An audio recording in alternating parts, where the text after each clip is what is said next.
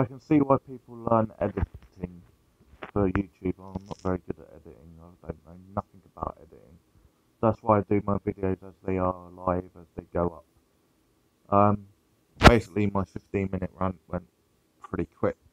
So I'm trying to time this one and aim it specifically on the subject about NHS East London Foundation Trust ban from the 24th of September 2014, and then reinforced by the CEO and East London Foundation Trust, ELFT Trust, in December 2014, the 8th of December 2014. They did not wait for a pain specialist response, which is like, why did you write to my pain specialist then? They did not wait for a GP response, then why did you write to my GP? I told them not to write to Homerton Hospital, because that's where I only have pain jabs and I get discharged twice a year. I said, if you want a proper response, write to Bart's NHS hospital at the time. And I said, you've got the right GP practice, but the wrong GP. They didn't correct this. My GP would have automatically sent you any and every pain specialist letter that he had on file. His opinion that he spoke to me and my boyfriend and main carer verbally in 2014, he disagreed with it. He apologised and said maybe he hadn't done enough to do a multidisciplinary three-way between pain specialist, GP and consultant psychiatrist at East London Foundation Trust. I then saw my pain specialist as part of my yearly pain review in 2014. It happened to coincide on the 8th of December 2014, which is the same day that the 8-page report from East London Foundation Trust was being written and typed and sent out to me. Sadly, my pain specialist letter wasn't written until the 22nd of December 2014, and clinic was the 8th of December 2014. And I had to show him a digital copy of the letter at Bart's Hospital. He said he never got it at Homerton. He said, I can't actually do anything other than this letter. I can totally disagree with them and try and explain it from a pain point of view, yet I won't be able to overturn the ban or their reasoning for the ban. I said, I understand that, that's fine. So pain specialist wrote a letter. Sadly, it was way after the 8-page report. I was not sent to an advocacy in 2014. I was not sent to a PALS office to access my East London Foundation Trust notes and GP NHS notes to build a correspondence and to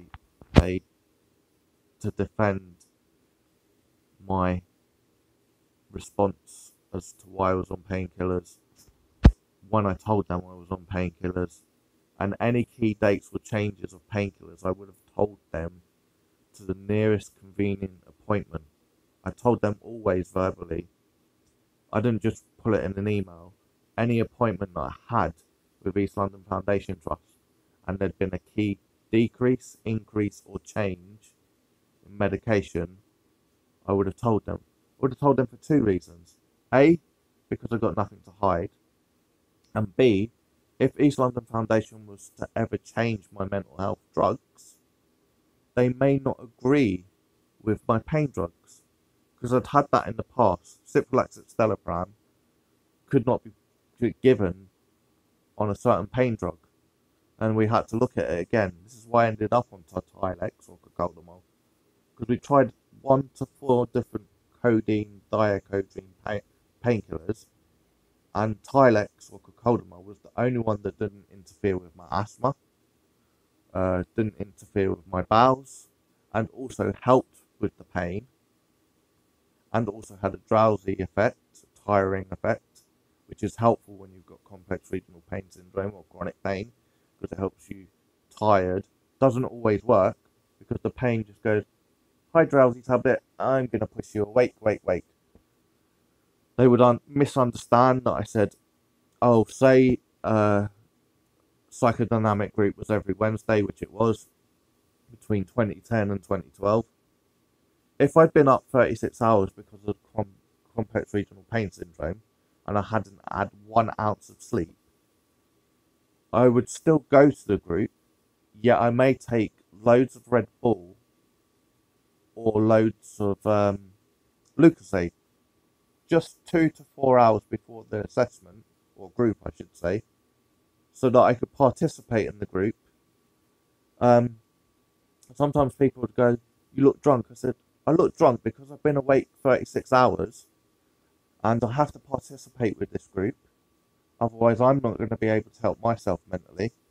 So I come in, sometimes without Lucozade, sometimes without Red Bull, sometimes without Pro Plus, and I would just participate, and the only thing I'd had is water."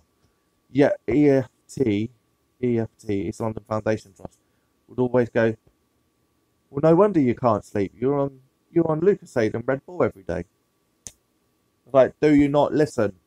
I'm on Red Bull or Lucozade occasionally, 2 to 4 hours before I'm attending a group that will be an hour and a half plus travel. And if I've already been awake 24 hours, 12 hours, 36 hours, or 48 hours, I need to participate in the group to the best of my ability. And I don't drink coffee, and I'm not a great fan of Coca-Cola. So the nearest thing I take is Red Bull, Lucozade, or Pro Plus, or just loads and loads of water because I get dehydrated from complex regional pain syndrome. So rehydrate my body, and when you rehydrate your body, your brain focuses more. I never hid my Cocodamol or Tilex. I would have always told them of key increases. So when I saw East London Foundation Trust in 2009 to 2012, I was under a pain specialist. So I told them that pregabalin had gone up slowly, pain patch had gone up slowly, to remain on the Cocodamol. I had an increase of Cocodamol in 2009 from 100 a month to 124 a month, which to divide 224 a month is 7 point something a day on an average 30 days a month or 1 month. So on a bad day, I take 6, 4 or less. On an extremely bad day, I take 6, 8 or 10. And then on another extremely bad day, I may only have 4 to take. So it's a guessing and situation game. I need those painkillers because it helps me use my limb more, it helps me use my wrists more, helps me use that joint more. Now, to accuse me of addiction just goes to show that you know nothing about complex regional pain syndrome and you don't know nothing about real addiction. And the problem is I have complex regional pain syndrome and I need to take painkillers, and I'm not taking them because, wow, they've got an addictive bit.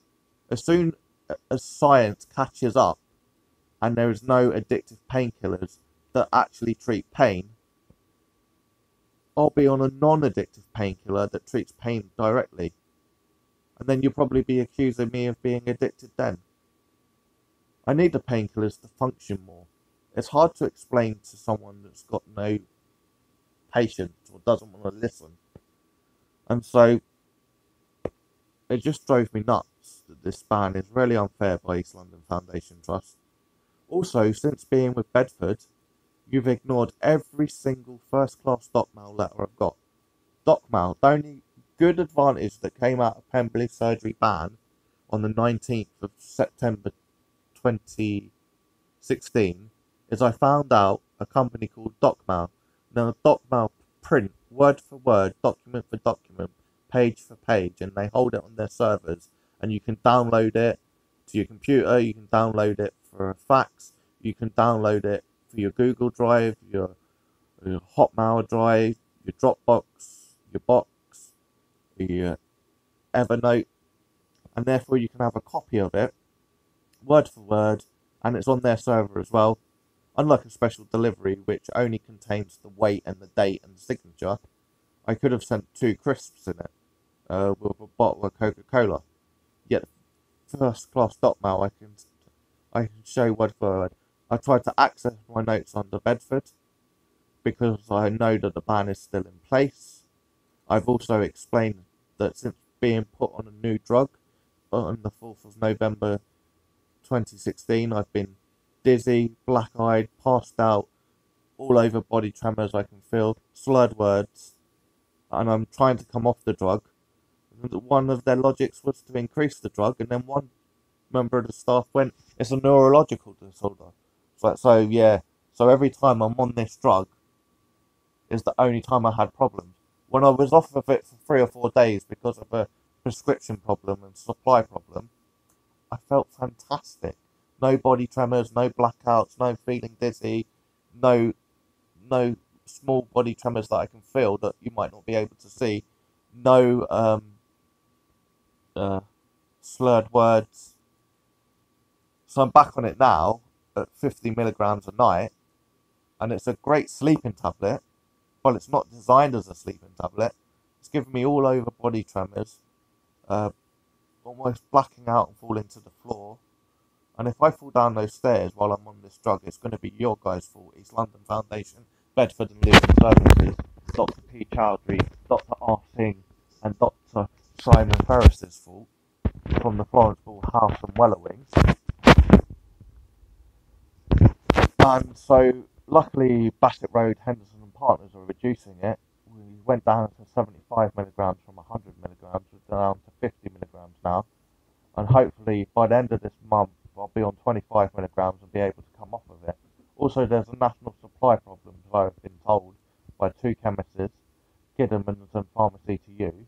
Kidderman's had some surplus stock, so that's how I was able to get this drug. The drug is QUETAPIN. I pronounce it quieterpine or quieterpine. Quieterpine. So it's QUETIAPINE.